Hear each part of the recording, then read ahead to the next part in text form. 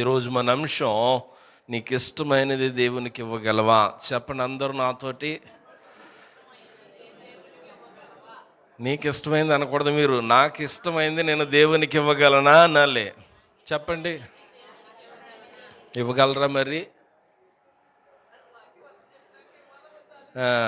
వాక్యం అంతా చెప్పాక ఇవ్వాలో లేదని డిసైడ్ అవుతారట. ఎంత తెలుగుగలలో మీరు. దేవునికి స్తోత్రం, హల్లెలూయా. చూద్దాం రండి. ఆదికాండము 22వ అధ్యాయము మొదటి 2 వచనాలు చదువుకుని వాక్యం కొరకైనా చిన్న ప్రార్థన చేసుకుందాం. ఆదికాండం 22వ అధ్యాయము మొదటి 2 వచనాలు. ఆ సంగతులు జరిగిన తర్వాత దేవుడు అబ్రహామును పరిశోధించెను.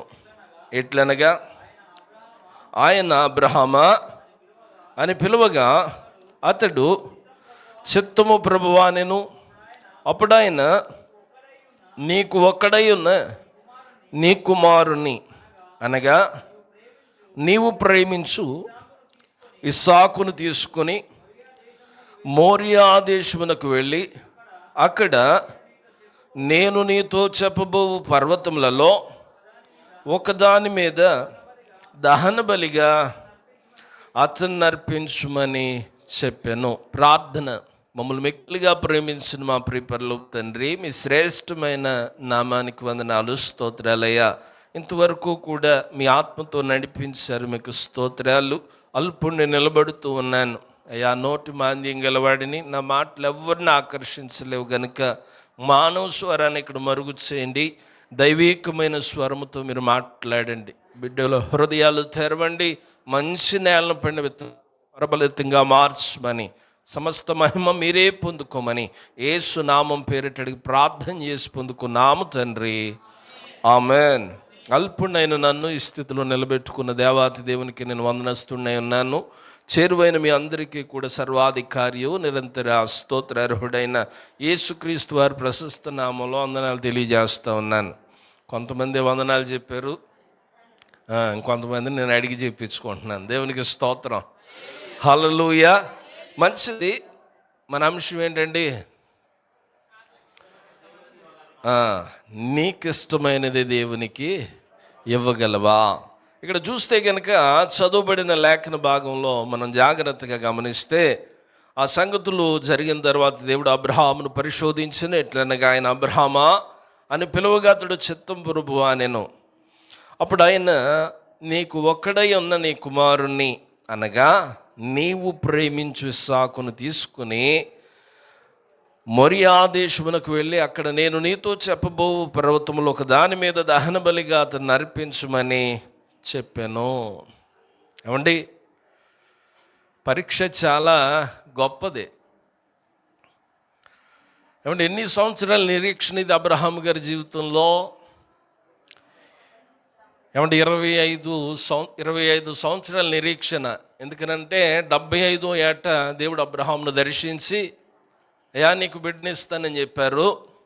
మళ్ళీ 99వ ఏట ప్రభు దర్శించి తిరిగి, మరి ఈ రోజుల్లో ఈ ఏటలో నీ చేతిలో కుమారుడు ఉంటాడని చెప్పాడు. ఆ యొక్క వాగ్దానం 100వ సంవత్సరం, అబ్రహాము గారి జీవితంలో 100వ సంవత్సరంలో ఆ వాగ్దానం నెరవేరింది. తర్వాత అనుకున్న రీతిగానే ఇస్సాకు జన్మించటం, అబ్రహాం గారు కూడా చక్కగా ఇస్సాకుతో ఆడుకోవడం, ఇదంతా జరుగుతున్న పర్యాయంలో ఆ సంగతులు జరిగిన తర్వాత దేవుడు అబ్రహామును పిలిచి పరిశోధించినట్లనగా, అబ్రహామా అని పిలువగా అతడు చిత్తం ప్రభువా నేను. అప్పుడు ఆయన, నీకు ఒక్కడై ఉన్న నీ కుమారుడిని అనగా నీవు ప్రేమించు ఇస్సాకును. ఎవరు కావాలట? అబ్రహాము ప్రేమించే ఏకైక కుమారుడైన ఇస్సాకు దేవునికి కావాలట. ఏమంటే, మనమైతే అదే స్టేజ్లో మనం ఉంటే ఏమంటాం? అయ్యా అసలు నేను పిల్లల్ని ఇవ్వమని నేను అడిగానా? ఆశ పెట్టింది నీవే, ఇచ్చింది నీవే. ఇచ్చిన తర్వాత మళ్ళీ ఏమంటున్నావు? నీవు ప్రేమించే పిల్లోని తీసుకొచ్చి నాకు బలిగా ఇమ్మంటున్నావు. నీకు ఇదేమైనా చెప్పండి, ఎంత చక్కగా చెప్తున్నారో. నీకు ఇదేమైనా న్యాయమయ్యా? నువ్వేం దేవుడు అసలు ఇచ్చినట్లు ఇస్తావు, మళ్ళీ నాకిమ్మంటావు అంటాం. కానీ అబ్రహాము మారు మాట మాట్లాడకుండా ఇస్సాకును తీసుకుని ప్రభువు చూపించిన ఆ మోరియా పర్వతానికి వెళ్ళిపోయాడండి. వెళ్ళిపోయిన తర్వాత 9వ వచనం చదవండి. అలాగూ వారిద్దరూ కూడి వెళ్ళి దేవుడు అతనితో చెప్పిన చోటుకు వచ్చినప్పుడు అబ్రహాము అక్కడ బలిపీఠమును కట్టి కట్టెలు చక్కగా పేర్చి తన కుమారుడగు ఇస్సాకును బంధించి ఆ పీఠం పైన ఉన్న కట్టెల మీద ఉంచెను. అప్పుడు అబ్రహాము తన కుమారుణ్ణి వధించుటకు తన చేయి చాపి కత్తి పట్టుకొనగా పరలోకము నుండి అబ్రహామా అబ్రహామా అని అతన్ని పిలిచెను. అందుకతడు చిత్తము ప్రభువా నేను. దేవునికి మహిమ కలుగునుగాక. హల్లెలూయా. ఏమండి, అబ్రహాము బలి ఇచ్చాడంటారా లేదంటారా? చెప్పాలి. సిద్ధమైపోయాడు. మన భాషలో చెప్పాలంటే ఇచ్చేశాడు. ఎందుకని? పోనీ ఆ చేతులు కాళ్ళు కట్టి ఆలస్యం చేశారా? పోనీ సర్లే దేవుడు ఏదన్నా చూపిస్తాడని కత్తి పక్కన పెట్టాడంటే కత్తి కూడా పైకి ఎత్తేసాడు. ఏమంటే ఎత్తిన కత్తి ఎత్తినట్లేనే ఉంది. దేవుని స్వరం అబ్రహాముకి వినపడతా ఉందండి. అబ్రహామా అబ్రహామా అని అతన్ని పిలిచాను. అందుకతడు చిత్తము ప్రభువా నేను. 12వ వచనం.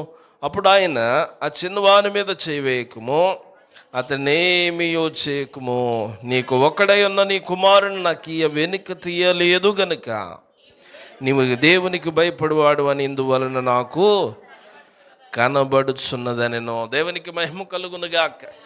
హల్లెలూయా. దేవుడు కొన్నిసార్లు నీకు ఇష్టమైనవి అడుగుతాడు. ఏమడుగుతారు? నీకు ఇష్టమైనవి అడుగుతారు. అప్పుడు మన విశ్వాస పరిధి ఆయనకి తెలుస్తుంది కదా. ఏమండి, ఇంకా మనం లోతుగా ఈ యొక్క అధ్యాయాన్ని ధ్యానం చేస్తే అక్కడ చూడండి 9వ వచనంలో 2వ భాగంలో చూడండి. అబ్రహాము అక్కడ బలిపీఠము కట్టి కట్టెలు చక్కగా పేర్చి. ఏమండి, ఇక్కడ మా ప్రమేలమ్మ ఉంది కదా, ఆవిడకి ఒక పొయ్యి ఇచ్చి వంట వండమన్నాం అనుకోండి, ఏం చేస్తుంది ఆవిడ? ఇప్పుడు చిరాగ్గా వండుతుంది. ఎందుకని అంటే ఇప్పుడు అసలు ఈ జనరేషన్ ఏమో అంత ఆటోమేటిక్ గ్యాసులు వచ్చేసినాయి. పాస్టర్ గారు ఏమో కట్లు పోయి తెచ్చి ఓదమంటాడని ఇష్టం లేకుండా అటో పుల్ల పాడద్ది ఇటో పుల్ల పాడద్ది. ఎందుకని? ఆవిడకి ఆ పని ఇష్టం లేదు కాబట్టి. కానీ అబ్రహాం గారట ఏమండి బలిస్తుంది ఎవరిని? తన కుమారుడని అబ్రహాం గారికి తెలుసు. అయినప్పటికీ కూడా ఇది నా దేవునికి కావలసిందని కట్టెలు చక్కగా పేరుస్తున్నాడట. ఇష్టం లేని పని ఎలా చేస్తామండి? కష్టంగా చేస్తాం. అంటే అదే మనం ఆ పని మనకు అప్పచెప్తే ఆ కట్టె అక్కడ పాడేస్తాం, ఈ కట్టె ఇక్కడ పాడేస్తాం. ఎందుకని? మనకి ఇష్టం లేదు, మన హృదయం దానికి సమ్మతించదు. కానీ ఇక్కడ గొప్ప ఏంటి అంటే అబ్రహాం ఆ పనిని ఎలా చేస్తున్నాడట? ఇష్టంగా చేస్తూ ఉన్నాడు.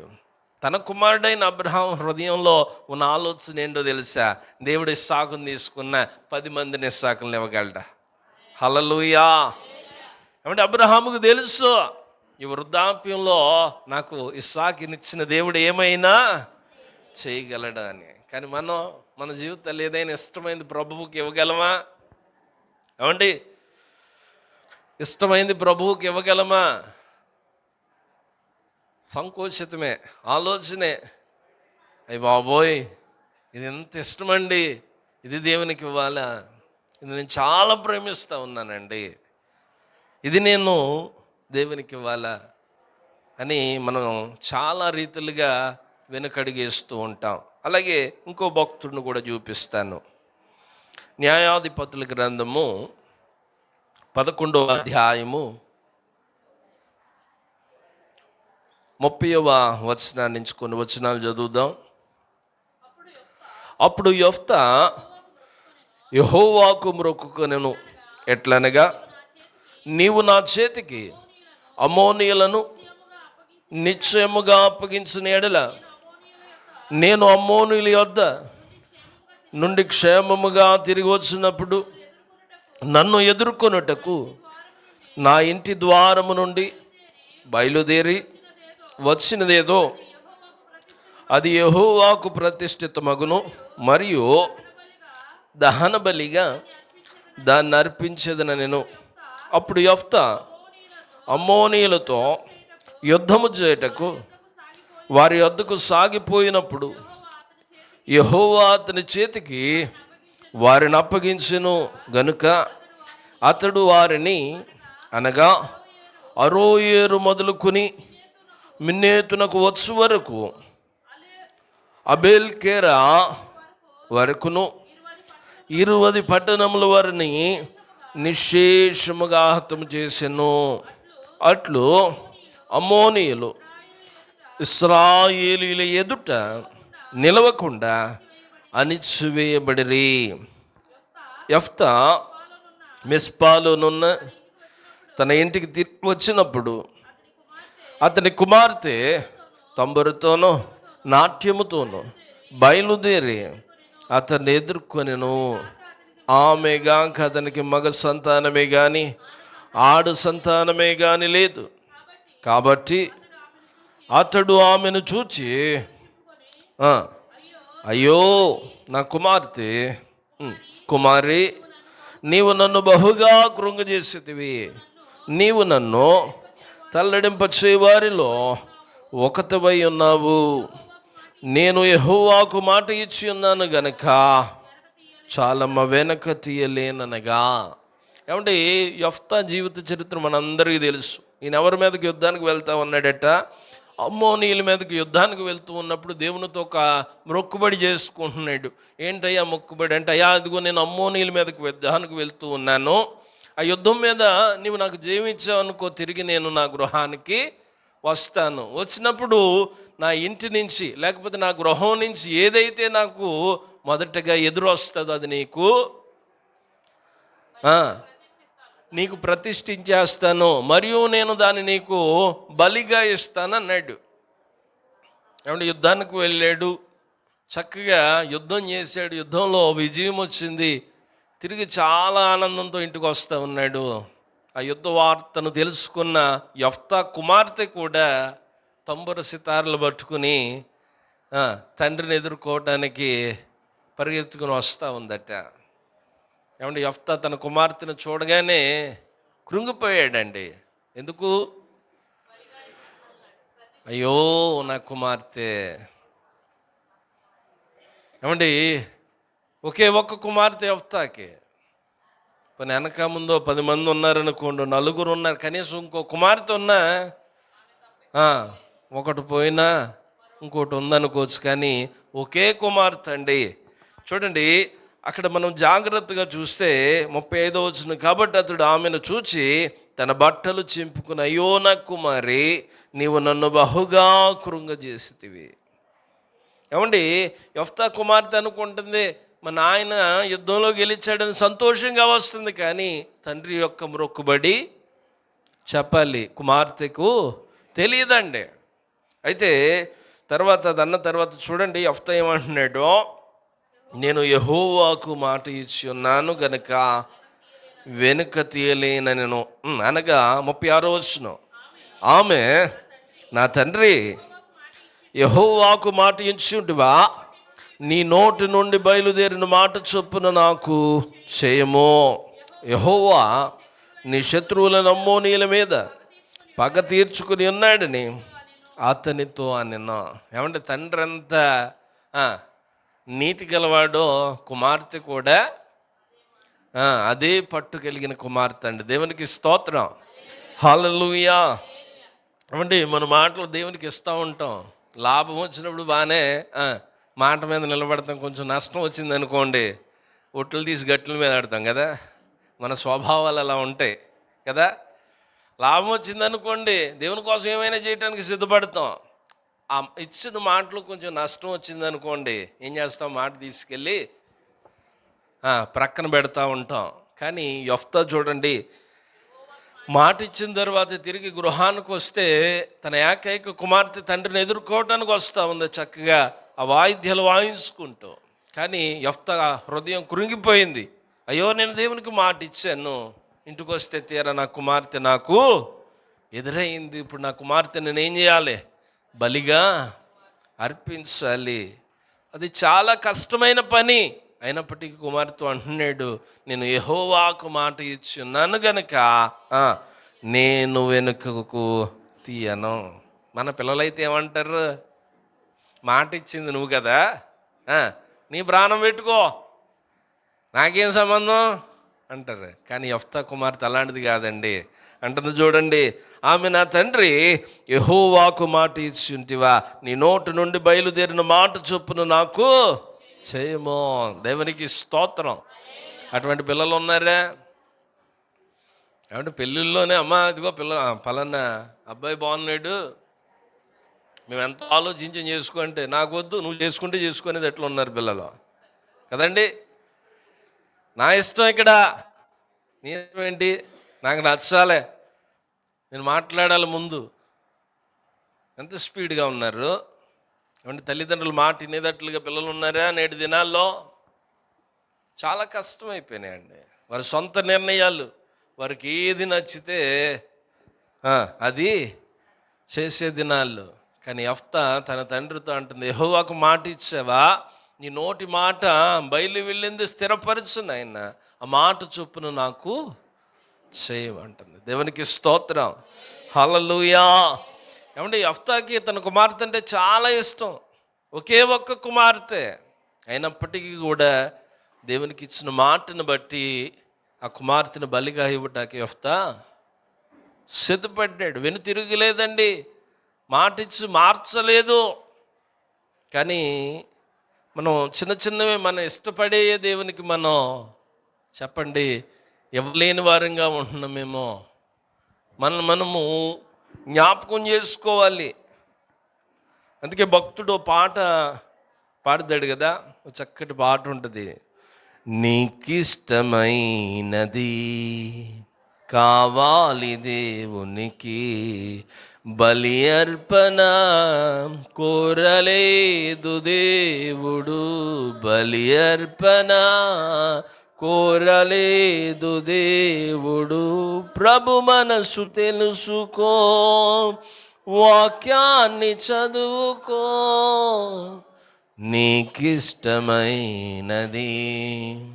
కావాలి దేవునికి, బలి అర్పణ కోరలేదు దేవుడు, బలి అర్పణ కోరలేదు దేవుడు. కయ్యేను అర్పణ తెచ్చాడు దేవునికి, ఏబేలు అర్పణ నచ్చింది దేవునికి. కయ్యేను అర్పణ తెచ్చాడు దేవునికి, ఏబేలు అర్పణ నచ్చింది దేవునికి. అర్పించు వాటి కంటే అర్పించు మనసు ముఖ్యం, అర్పించు వాటి కంటే అర్పించు మనిషి ముఖ్యం. నచ్చాలి మొదట నీవే, కావాలి మొదట నీవే, నీకిష్టమైనది కావాలి దేవునికి, బలి అర్పణ కోరలేదు దేవుడు, బలి అర్పణ కోరలేదు దేవుడు. దేవునికి స్తోత్రం. ఆయనకి ఏం కావాలట? మన బలులు కాదండి కావాలి, మన మనస్సు ఆయనకి కావాలి, విరిగి నలిగిన హృదయం ఆయనకి కావాలి. మనం ఏం చేస్తాం? ప్రత్యేక కానుకలు ఇచ్చేస్తాం, దశమ భాగాలు ఇచ్చేస్తాం. కానీ మనం దేవునికి చెప్పండి దూరంగా ఉంటామండి. దేవుడు మన అర్పణలు కోరట్లేదు, కానీ నిన్ను నన్నే కోరుకుంటూ ఉన్నాడు. దేవునికి స్తోత్రం, హల్లెలూయా. చూద్దాం, మరొక వ్యక్తిని మీకు జ్ఞాపకం చేస్తాను. గలతీయులకు రాసిన పత్రిక 2వ అధ్యాయము 20వ వచనం. గలతీయులకు రాసిన పత్రిక 2వ అధ్యాయము 20వ వచనం చదవండి అన్న. నేను క్రీస్తుతో కూడా సిలువ వేయబడి ఉన్నాను, ఇకను జీవించువాడును నేను కాను, క్రీస్తే నా యందు జీవించుచున్నాడు. నేను ఇప్పుడు శరీరమందు జీవించుచున్న జీవితము నన్ను ప్రేమించి నా కొరకు తన్ను తాను అప్పగించుకొనిన దేవుని కుమారుని అందలి విశ్వాసం వలన జీవించుచున్నాను. దేవునికి స్తోత్రం, హల్లెలూయా. పౌలు తన జీవితాన్ని చేశాడండి. పౌలు ఏమి చేశాడు? తన సమస్త జీవితాన్ని దేవునికి అర్పణగా ఇచ్చేసాడు. తర్వాత అంటాడు కదా, నా మట్టుకైతే బ్రతుకుట క్రీస్తే, నాకు చావైతే లాభమే అంటాడు. ఇంకొక మాట కూడా అంటాడు, ఏదేది ఈ లోకంలో ప్రీతికరంగాను లాభకరంగా ఉన్నదో అదంతా కూడా క్రీస్తుని బట్టి నేను ఈ లోకంలో పెంటగా ఎంచుకున్నాను అంటాడు. ఏంటంటే లోకంలో ఉన్నదంతా కూడా దేంతో ఎంచుకున్నాడు? పెంటతో సమానంగా భావించాడండి. కానీ మనం ఏం చేస్తా ఉన్నాం తెలుసా?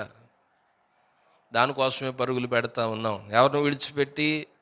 క్రీస్తును విడిచిపెట్టి లోకంలో ఉన్న వ్యర్థమైన దానికోసం మనం పరుగులు పెట్టేవారిగా ఉంటూ ఉన్నాం. ఏమండి, ఆయన అంటూ ఉన్నాడు, నేను క్రీస్తుతో కూడా సిలువ వేయబడి ఉన్నాను, ఇకను జీవించువాడును నేను కాదు, క్రీస్తే నా యందు జీవించుచున్నాడు. నేను ఇప్పుడు శరీరమందు జీవించుచున్న జీవితము నన్ను ప్రేమించి నా కొరకు తన్ను తాను అర్పించుకొనిన దేవుని కుమారుని అందలి విశ్వాసం వలన జీవించుచున్నాను. ఏమంటే, బాప్తిస్మం తీసుకున్న తర్వాత ఇంకా నెరవేర్చబడవలసింది మన ఇష్టం కాదు.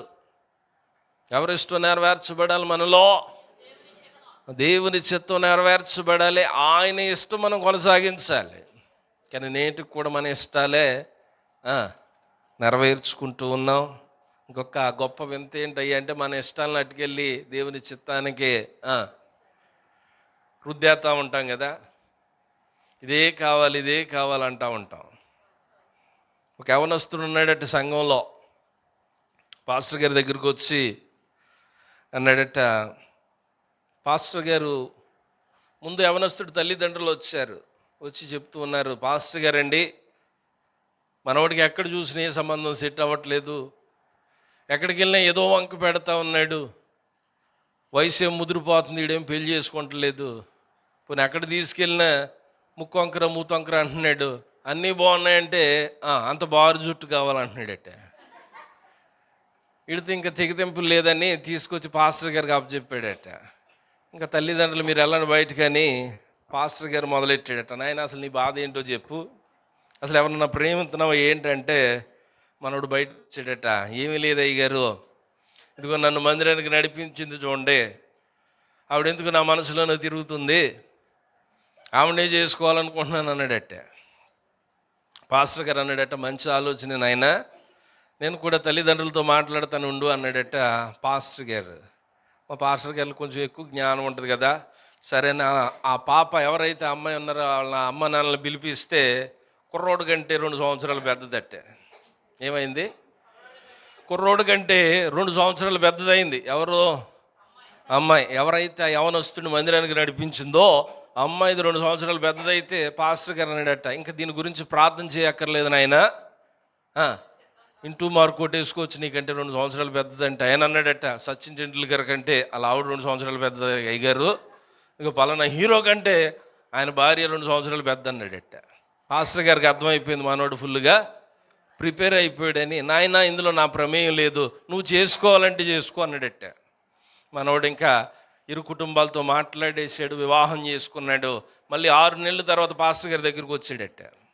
పాస్టర్ గారండి అన్నాడట. ఏంటి నేను ఇలా కనపడ్డామంటే, ఏం లేదండి అంతా బాగానే ఉంది, కానీ మా ఆవిడ బాగున్నప్పుడు చాలా బాగుంటుందండి, ఏదైనా కోపం వస్తే నెరై వెళ్ళి అర కేజీ టమాటాలు తీసుకురండి అంటుంది అన్నాడు.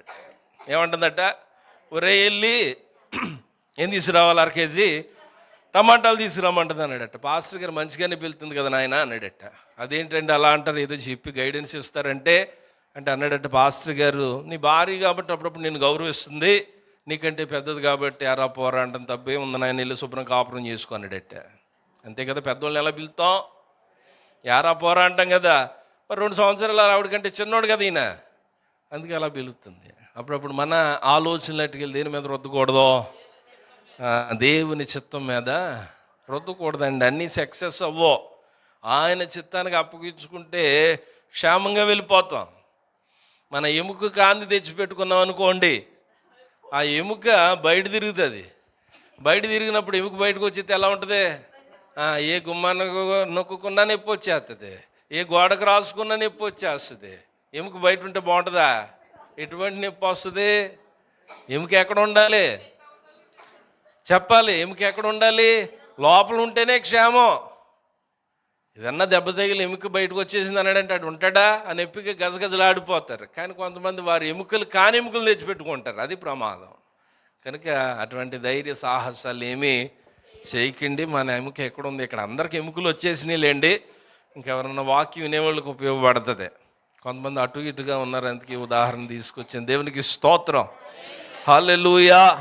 మనది కాని ఎముకను మనం ఏం చేసుకోకూడదట, తెచ్చిపెట్టుకోకూడదు. అలా తెచ్చిపెట్టుకుంటే ఆ నొప్పితో నొప్పే తప్ప ఏమాత్రం సుఖం ఉండదు.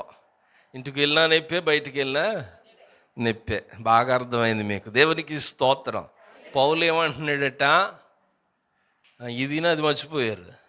పౌలు ఏమంటున్నాడు, ఈ జీవితం ఇక నాది కాదు, నాలో జీవించుచున్నా నా యేసయ్యకే జీవితం అంటూ ఉన్నాడు. అలా అంటూ తర్వాత వచనంలో ఫిలిప్పీయులకు రాసిన పత్రిక మనందరికీ తెలిసిన మాట, 1వ అధ్యాయం 21లో,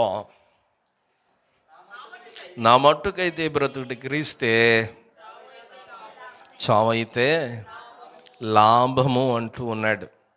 ఏమండి, ఎంత శ్రేష్టమైన మాట ఇది.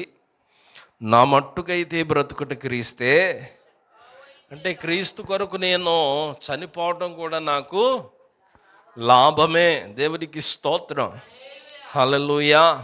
అటువంటి రోషం కలిగిన భక్తి చేయాలండి. మన ఇష్టాలను చంపేసుకోవాలి. ఎవరి ఇష్టం నెరవేర్చబడాలి, దేవుని చిత్తం, ఆయన ఇష్టం మన జీవితంలో నెరవేర్చబడాలి. అది చాలా మాధుర్యంగా ఉంటుందండి. ఆయన చిత్తాన్ని మీరు ఆయన చిత్తానికి అప్పగించుకుంటే ఆయన కార్యాలు మనం వర్ణించలేం. దేవునికి స్తోత్రం, హల్లెలూయా. ఎందుకనంటే చాలా గొప్పగా ఉంటాయి. చిన్న సందర్భాన్ని చెప్తాను. మొన్న గడిచిన వారంలో నా ఉద్యోగం మొన్నటిదాకా అబ్దుల్ ముబారక్లో ఉండేది, అక్కడి నుంచి మత్లా ప్రాంతానికి వెళ్ళిపోయాం. ఇక్కడ ప్రాజెక్ట్ క్లియర్ అయిపోతే అక్కడ చేస్తూ ఉన్నాం. నూతనంగా వెళ్ళాం, ఇంకా నెల అయినట్లేదు. అయితే అక్కడ స్టోరు తాళాలు నా దగ్గర ఉన్నాయి. అంటే 3 కీస్ ఉంటాయి కదా డోర్కి, 3 కలిసి ఒకసారినే పెట్టాం. ఆ పెట్టింది నాకు, ఇంకో పెద్ద ఆయనకి, అక్కడ ఉన్న 4 మ్యాన్కి, ముగ్గురికి మాత్రమే తెలుసు. అందులో కంప్యూటర్లు ఉన్నాయి, చాలా విలువైన సామాను అన్నీ తీసుకెళ్ళి స్టోర్లో పెట్టాం. అయితే ఒకరోజు ఏమైందంటే, వేరే కంపెనీ వాళ్ళు వచ్చారు. అందులో లైట్లు సరిగ్గా పనిచేయట్లేదంటే మార్చడానికి వస్తే నేను తాళం తీసి 2 లైట్లు వేయండి అని అలాగ చెప్పేసి వేరే పని మీద వెళ్ళిపోయాను. వెళ్ళిపోతే మొన్న జలీబు ఇక్కడ మూసేశారు కదా, ఇదంతా క్లియర్ అయిపోతే మా 4 మ్యాన్ ఇక్కడ జలీబులో ఉంటాడు. ఆయన కొన్ని సామాను తెచ్చి ఆ స్టోర్ రూమ్లో పెట్టాడట. అది నాకు చెప్పలేదు. డోర్ పక్కన ఎక్కడో పెట్టాడు. అందులో ఓ వ్యాక్యూమ్ క్లీనర్ ఉందండి. వ్యాక్యూమ్ క్లీనర్ ఉంటే ఈ వచ్చిన వాళ్ళు, లైట్లు పెట్టడానికి వచ్చిన వాళ్ళు, నేను ఏదో పనిలో ఉన్నాను కదా, ఎప్పుడు పట్టుకుపోయారో, పోను ఈ వ్యాక్యూమ్ క్లీనర్ మొత్తం పట్టుకుపోయినా బాగుండు, ఆ చివర ఉంటుంది చూడండి తుడిచేది, ఆ పైపు కాడికి తీసట్టుకుపోయాడు. పైపు కాడికి తీసుకుపెట్టిపోతే తర్వాత ఈడ ఇంకోసారి కైతాన్లో రూమ్ చూసుకున్నాడు. రూమ్ చూసుకుని ఎత్తుకుంటా ఉంటే ఏం లేదు, వ్యాక్యూమ్ క్లీనర్ది ఆ పైపు లేదు. ఈయనకు వచ్చిన బాధ ఏంటి, ఇప్పుడు తాళం ఎవరి దగ్గర ఉంది, రాజుకు తెలుసు, ముసలి ఆయనకి తెలుసు. ముసలోడు ఎప్పుడు ఏమి పట్టుకెళ్ళడు, వీడికి సంబంధం లేదు, ఎవరు పట్టుకుపోయాడు అంటున్నాడు. ఇప్పుడు రాజు నీకు తెలుసు అంటున్నాడు. ఇంత కుళ్ళు అరఫ్ అంటున్నాడు. నాకేం తెలుసురా నాయన, నేనేం చేసుకుంటాను, నాకు కావాలితే మొత్తం పట్టుకెళ్తాను కదా, ఆ మొక్క అట్టుకెళ్ళి నేనేం చేసుకుంటా అంటే లేదు నీకు తెలుసు అంటున్నాడు. తర్వాత వచ్చి మీరమ్మ గారికి చెప్పాను, ఎప్పుడు ఏది లేదు ఈ నన్ను పట్టుకున్నాడు ఏంటో, ఈడేమన్నా అంటే ఇప్పుడు ముద్దురి దగ్గరికి వెళ్ళి అంతా చెప్తాను పంచాయతీ తాళ ముగ్గురు తెలుసు అంటున్నాడు అన్నాను. మీరమ్మ ఏం భయపడకండి, ఏదోటి అవుతుంది దేవుడు కార్యం చేస్తాడు అన్నాడు. ఇప్పుడు అందరికీ చెప్పేస్తున్నాడు వీడు ఫోన్ చేసి, రాజుకు తెలుసు, ముసలోడికి తెలుసు, ఇదిగో వ్యాక్లింగ్ ఎనర్ది పోయింది అంటున్నాడు. ఇప్పుడు నేనేం చేయాలా? నేను అన్నా, రోజు బాబు నీకు కావాల్సింది 10 దినాల్లో 12 దినాల్లో కొత్త తెత్త లేదు, నాకు అదే కావాలంటున్నాడు. ఎక్కడి నుంచి తెచ్చావు అడిగి, కొత్తది వద్దట, అదేమో పాడేసిన ఎవడో తీసుకోడండి, అలా ఉంది. నేను అన్నాను, మా ఇంట్లో మ్యాట్ కూడా వేసుకోలేదురా వ్యాక్లింగ్ ఎనర్ పట్టుకెళ్తానికి, ఒకవేళ నాకు కావాలితే మీ ఇద్దరు ఎవరో ఒకరు చెప్తాను కదా, ఆ ముక్కటికి నేనేం చేస్తానంటే నాకు ఏదో రకంగా తెచ్చివు అంటున్నాడు.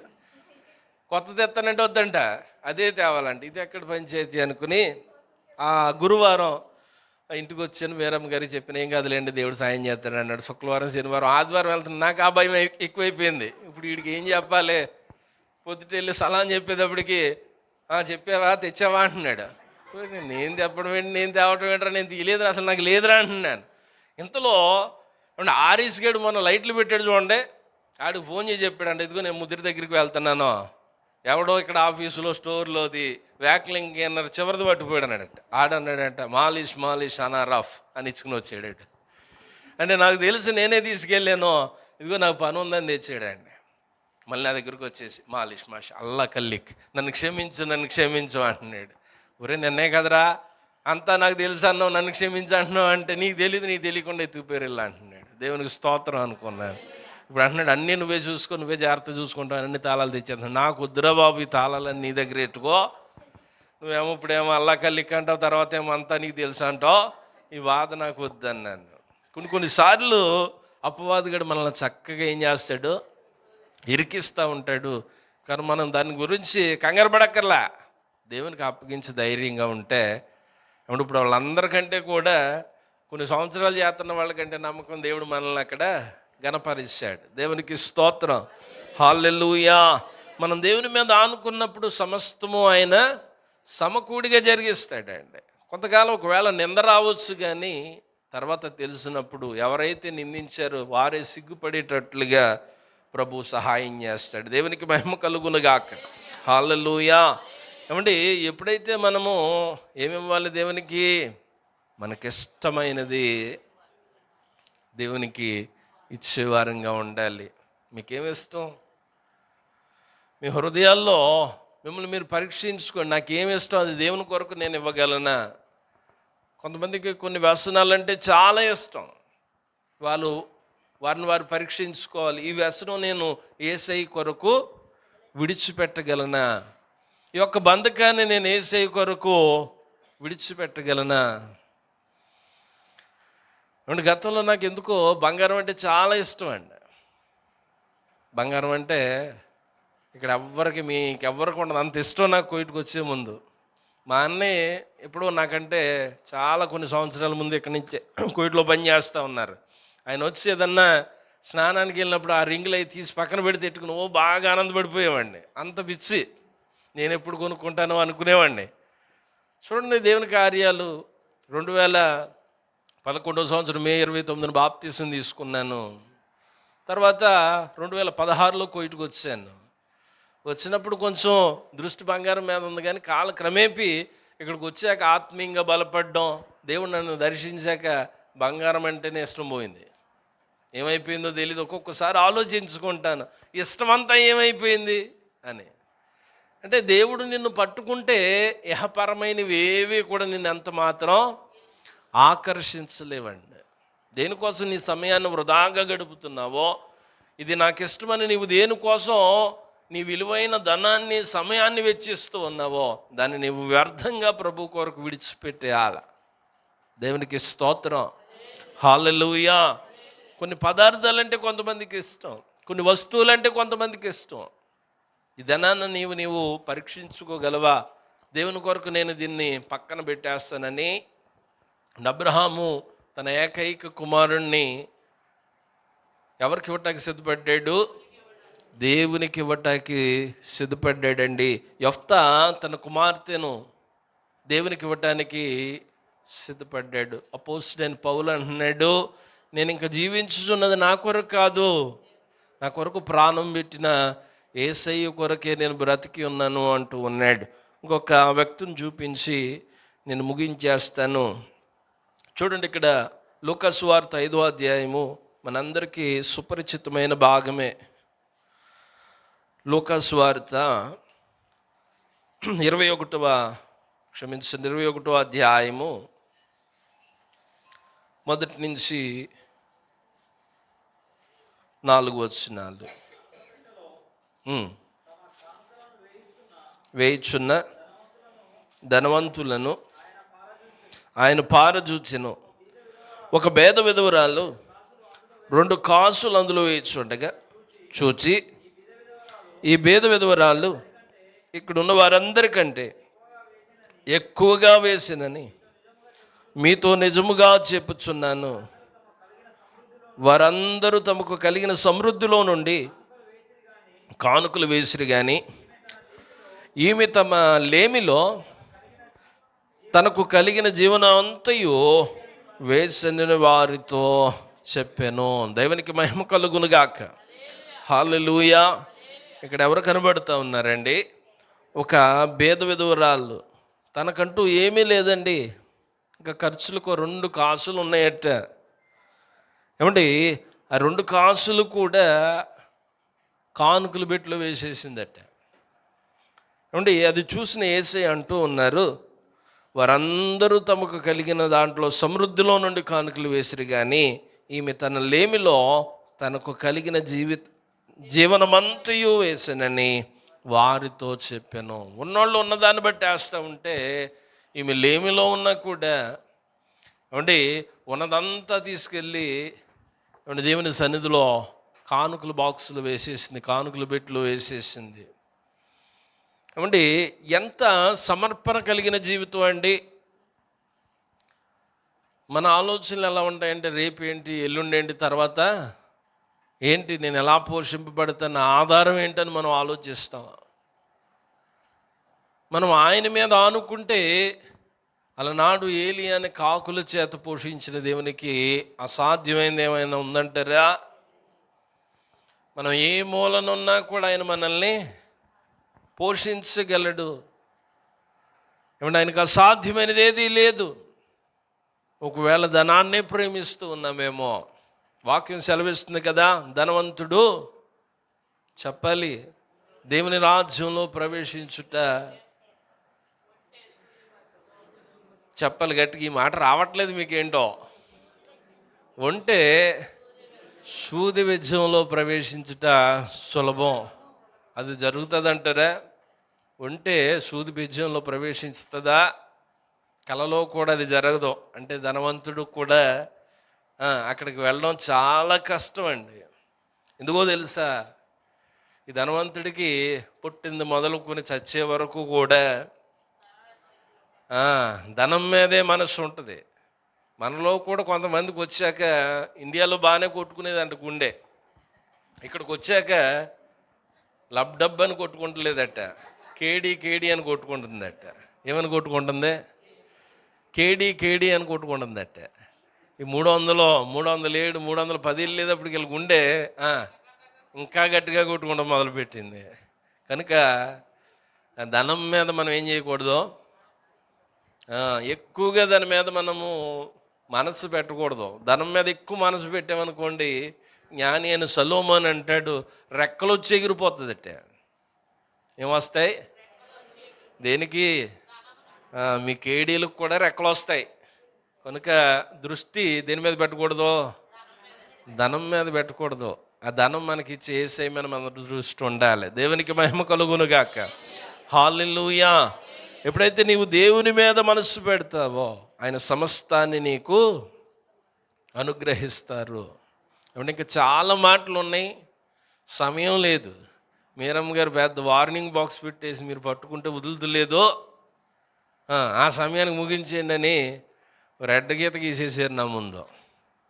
కనుక ఇంకా ముగించక తప్పట్లేదు. మళ్ళీ మనం ఒక్క క్షణం పరీక్షించుకుందాం. నీకు ఏదైతే బాగా ఇష్టమో నాకు తెలియదు, నీ హృదయంలో నీవు దేన్ని ఎక్కువగా ప్రేమిస్తా ఉన్నావో, ప్రభు ఇప్పుడు పిలిచి నిన్ను అది నాకు కావాలి అని నిన్ను అడిగితే, అబ్రహాంలాగా నాయనా నేను సిద్ధం అని అర్పణ తీసుకుని ప్రభు దగ్గరికి రాగలవా? ఏమంటే ఆయన మన బలిని కోరట్లేదు, కానీ నీ మనస్సు ఆయనకి కావాలి. నీ మనసులో అన్నిటికంటే కూడా మొదటి స్థానం ఆయనకి ఇవ్వాలని ఆయన కోరుకుంటూ ఉన్నాడు. నీ మనసులో మొదటి స్థానం ఎవరికి ఉండాలి? దేవునికే కావాలి. అందుకనే అబ్రహామును పరీక్షించడానికి ముఖ్య ఉద్దేశం ఏంటి అంటే, నా జ్ఞానంతో నేను అనుకుంటాను, ఒకవేళ లేక పుట్టాడు కదా, ఇంకా అబ్రహాము మొత్తం విడిచిపెట్టి కుమారుడికే సమయాన్ని కేటాయించేస్తున్నాడేమో. బాగా ఇష్టం ఉండదు కదండి, లేక పుడితే అల్లారు ముద్దుగా పెంచుకుంటారట.